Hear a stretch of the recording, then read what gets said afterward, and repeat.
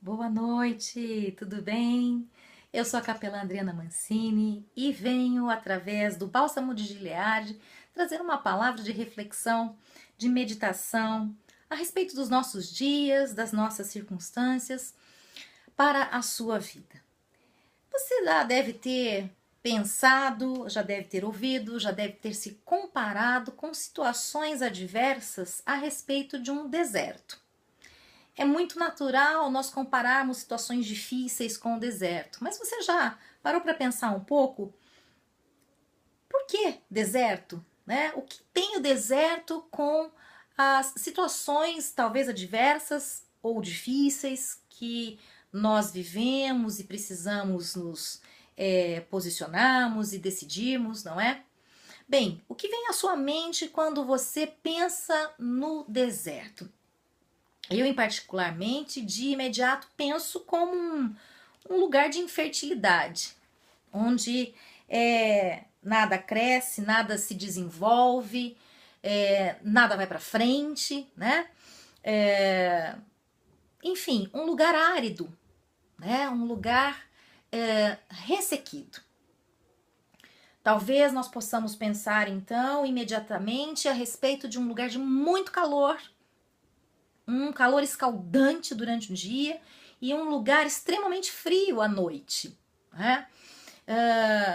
Quando nós pensamos em situações adversas, se nós formos comparar com essa característica do deserto, nós poderíamos pensar que talvez quando o conforto é escasso na nossa vida, não temos recursos para driblar os percalços, não é? Talvez você pense no deserto como um lugar de muita sede e fome, né? Um lugar onde não vai ter supermercado, não vai ter padaria, não vai ter condições de você nem fazer um prato ou comprar um prato de comida. É um lugar onde na nossa vida nós podemos imaginar como um lugar das muitas necessidades, né? Necessidades não só no sentido das finanças ou das não solucionáveis, né? Porque o deserto é um lugar escasso, mas lugar de onde há falta, né? Para solucionar as necessidades amorosas, familiares, de trabalho, emocionais, enfim, quando nós comparamos com as circunstâncias adversas da nossa vida. Lugar em que nós podemos dizer que é extremamente escasso. Sabe, existe um propósito para fazer esse tipo de comparação com as situações adversas do deserto em relação às situações adversas da nossa própria vida. Talvez você não tenha nunca, jamais pisado num deserto, literalmente falando, não é? Mas na sua vida talvez você já tenha passado por vários desertos. E é sobre isso que eu quero comentar nessa noite, para que nós possamos crescer um pouco mais meditando na palavra de Deus. Sabe, nem sempre o deserto é um lugar para o fim de todas as coisas, onde nós poderíamos dizer que acabou tudo. Eu entendo e vejo o deserto como um lugar de passagem, um lugar de preparação. Quando nós imaginamos as adversidades da nossa vida e comparamos com o deserto, talvez na sua cabeça venha sempre em mente: é para onde o diabo leva as nossas vidas para destruição. E eu vou dizer para você nessa noite que nem sempre o deserto vem na nossa vida com esse fim. Primeiramente porque nada acontece sem a permissão de Deus e de nada passa desapercebido dos olhos do nosso Pai. Mas eu diria que, nesse sentido, o deserto é um lugar de passagem e de preparação. Sabe, porque depois do deserto sempre vem um mar vermelho, sempre vem um rio Jordão. Jesus, ele já havia previsto que nesse mundo nós teríamos aflições e ele nos disse: tem de bom ânimo, eu venci o mundo. Quando Jesus disse que teríamos aflições, nós já podemos imaginar aqui que viriam desertos. Mas quando ele vence o mundo, nós podemos lembrar ali da tentação que o próprio Jesus passou. E como ele venceu com poder, com autoridade e com persistência as aflições do deserto. E é sobre esta chave que eu quero falar com você nesse instante, deixar para o seu coração esta ferramenta, esta preciosidade para que você saiba manipular as situações, as circunstâncias enquanto você está passando pelo deserto. Jesus, ele venceu o seu deserto. Porque, vamos fazer uma leitura. Em Mateus, no capítulo 4, eu vou ler com você alguns versículos. Bem, no versículo 1 do capítulo 4 do Evangelho de Mateus, começa dizendo assim: a seguir, Jesus foi levado pelo Espírito ao deserto para ser tentado pelo diabo. Em Lucas, a versão escrita diz que a seguir Jesus foi cheio do Espírito Santo, levado ao deserto pelo mesmo Espírito, não é, para ser tentado. Bem, qual é a grande diferença e o que existe de importante nisto, né?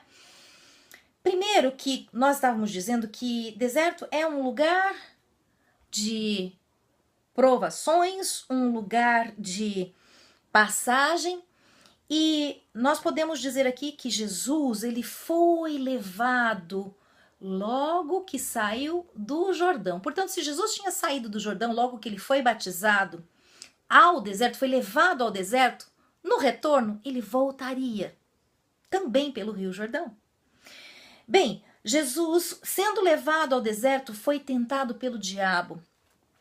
E qual era o objetivo, o propósito de Deus permitir que o seu filho fosse tentado e passasse pelo deserto? Jesus, ele passa pela tentação para que um teste pudesse demonstrar genuinidade, fidelidade e o caráter de Jesus. E Satanás foi quem se convenceu de que com Jesus ele não podia. Porque, inclusive, continuando aqui a leitura, vocês vão perceber que sempre que Satanás lançava algo para Jesus, ele dizia, está escrito. E quanto à argumentação sobre as escrituras, Satanás calou-se. Bem, Jesus teve fome durante o período que estava ali no deserto. Jesus teve sede.